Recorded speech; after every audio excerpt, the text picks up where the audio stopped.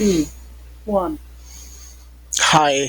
Uh, I wanted to do a video presentation of this. I'm a little bit typed out, um, and I thought it was a little bit more personal to talk about the training for ArcGIS Pro and to talk a little bit about what ArcGIS Pro is. So, I was introduced to ArcGIS Pro in a remote sensing class when I was getting my degree in crisis and disaster management. Remote sensing is just imagine a weatherman. He has access to video cameras and things that tell him what the barometric pressure is and wind speeds. And they imagine a large city. They have them placed all over the city, and they can pull information off of those remote sensors to be able to project data to relay to you or whoever needs that information relayed to them. And during that class, learning about remote sensing, they introduced us to a product called ArcGIS Map. And what it was a desktop application that allowed you to manipulate map layers. And so one of the things that I saw it do was they took they took a map of, I believe it was an ice shelf. I'm not exactly sure where it was at. I don't remember anymore, but they used map layers over the course of a 30-year period to show the deterioration of the ice shelf and how much of it had melted due to global warming. And I really thought it was interesting how they could take a base map and they could show the original footage 30 years ago through um, satellite imagery, and then they could take a snapshot 5 years later, 5 years later, 5 years later, so on and so forth, and then stack those maps on top of each other and create a 2D image to show and to be able to analyze exactly, I mean, to a very minute fraction of the exact amount of deterioration that was happening in the ice shelves. I thought that was extremely interesting and that there were people out there who could do that. And so I learned that there was a program to learn ArcGIS and a master certificate program. And so I started, I dove right in. And it's a large program. It can do two-dimensional maps. It can create very simple maps to very complex maps. It can do 3D rendering. I mean, there's really nothing that this program can't do. And it can be used in so many different areas. It can be used in economics. It can be used in disaster management. It can be used in real estate. So imagine you're a real estate developer. You want to know the best place to put a house in. Well, there are companies and that generate information. They call it census data, and you can access this census data information for free. And so you gather this information, you bring it into ArcGIS Pro, and you pull up a map of the area you'd like to build a house. And you want to get the most money or the most property value for the area that you're building the house. And so you can pull in the census data that will tell you the age of individuals who live in that area.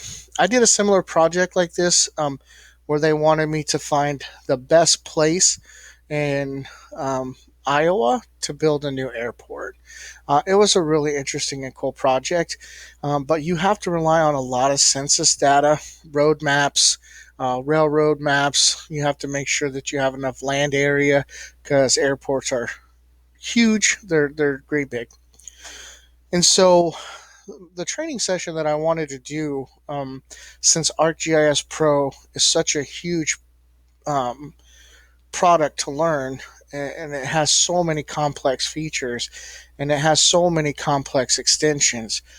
I wanted to do something very basic. And so I went back to when I very first started to learn the program, and we did something so super simple. Like we analyzed pixels and learned about 256 pixels or in the color spectrum.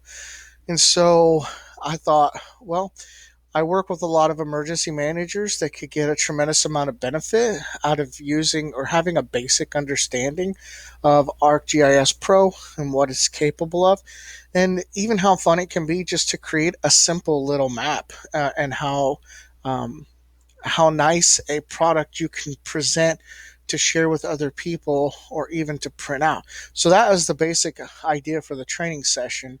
ArcGIS Pro training for beginners tutorial, and that's what you see on the screen right now. And so basically, I started out with just getting set up. The setup requires you to download ArcGIS Pro onto your desktop. It's about a 1.5 gigabyte program. You have to set up a free account with Esri. And Esri is the creator of ArcGIS Pro, and they do all the updates. They do a lot of classes and teaching. They're the number one provider of geographic information systems in the world. So they're kind of the cornerstone for ArcGIS. There's similar products out there that are kind of knockoff versions, but ArcGIS Pro is the one. And so you have to have a license, and luckily they do a 21-day free trial for ArcGIS Pro, so it's just enough to be able to jump in and get your feet wet, play with the program, and get a little bit of experience with it. And I really wanted to use some YouTube videos within my training program to help highlight a lot of the basic tools and stuff that you can use and you can do with ArcGIS Pro. But I ended up only using, I think, one instructional video off of YouTube because I felt like they were a little long and they were a little too involved. And so I ended up creating most of the videos to get you through the basic training of the program. And so we started off doing the signing up for a free account with Esri, which you have to do in order to access and download the 21-day free trial of ArcGIS Pro. And then we went through downloading and installing ArcGIS Pro, getting signed in, setting up permissions and extensions. And then I did use a little bit. One video from Karen. She's somebody who does YouTube video instructional videos, and she had a really nice basic beginning video for using the tools and showing the table of contents for ArcGIS Pro. So I did use that video, and then I followed up with some other videos myself showing how to create a map layout. You really gave an opportunity for the individuals doing the tutorial to kind of use their own map idea, their own area, whether they wanted to do something in Russia or the United States or a street map view or a county view, state view. Really just gave them the leeway to do what they wanted. And then not only that, but how to save and share that map content for later use, and so that they could print PDF images and file formattings and some different things. Really, I thought it turned out to be a really great tutorial.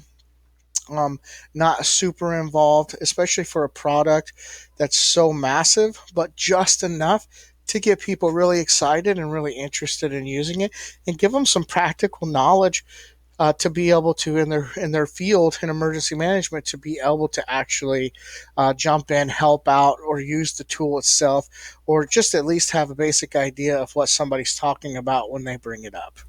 And for my assessment, which wasn't really sure how I wanted to go about the objectives or the assessment. I knew that we had to make sure they were measurable, and so I wanted to tailor my assessment to the objectives. And one of the last things on the assessment was uploading a PDF image of the map that they did, and I really loved that. This is my first time having any experience using Google Sites or Google Forms, and so I thought it was very, very handy that you could create the assessment in Google Forms, and that you could, inside the assessment, it gave you the option or ability to upload a file, which became extremely helpful at the end when it came time to do that. So, the training, starts off in a very basic way, but you can come out with a very really cool product at the end to share with everybody. And so when I was doing it, some of my biggest worries and concerns were I've never done anything like this before. Um, but I do have some experience in creating emergency management training tabletop exercises, which are extremely involved and multi agencies. And so I really think I took a backwards approach to creating this. I know you kind of encouraged to write the paper first and then do the presentation and everything, but really I just dove in to build. I wanted to create the building blocks for the videos and for the presentation, and then kind of wrote the paper based upon what I had accomplished in doing the presentation. And I had a lot of fun doing it. I think the hardest thing for me was my wife and my animals. It was hard to record a video. I had a cat meowing in the background, and I was worried about running out of videos. And so I thought it brought a little bit of character to the videos. And overall, I mean, I'm not grading my own work, but overall, I really thought the whole process was fun, enjoyable. I didn't really find anything too terribly difficult. The videos that were laid out for us that instructed us on step by step how to get this done, the tutorial on how to use Google Sites was very handy. And so overall, I thought it was a really wonderful product to work with Google Sites and Google Forms, and I look forward to using those Google Documents in the future. And this was a great exercise that I am going to take and I'm going to use in my professional career, because I do have a lot of things I'm working on. Currently working on a sales strategy tutorial that I'm going to do similar to this. And so my only thing is through this whole process, I really wanted it to be an experience and fun, and I think it is. I think people following along and doing this, it's going to open them up to something that they've probably never even knew existed, and how fun it can be playing around with maps. If you've ever played around with Google Earth. I mean, I can take 3D imaging straight from Google Earth and I can import it into ArcGIS Pro and do some really amazing things with it. I can take and create a bird, and I can have a 3D map of, let's say, Warrensburg, Missouri, and I can take that bird and fly it through the city, showing different points of interest and just so many amazing things. I think it's really going to open people's eyes. And I did include a video to kind of show the extent on the homepage of what ArcGIS Pro is capable of. And so I really hope that everybody who takes a look at the training tutorial really gets an enjoyment out of it. The only thing I'm not 100% on is it says that we have to provide the link in our presentation. And since I'm doing a video, I noticed that everybody else kind of had a clickable link in theirs.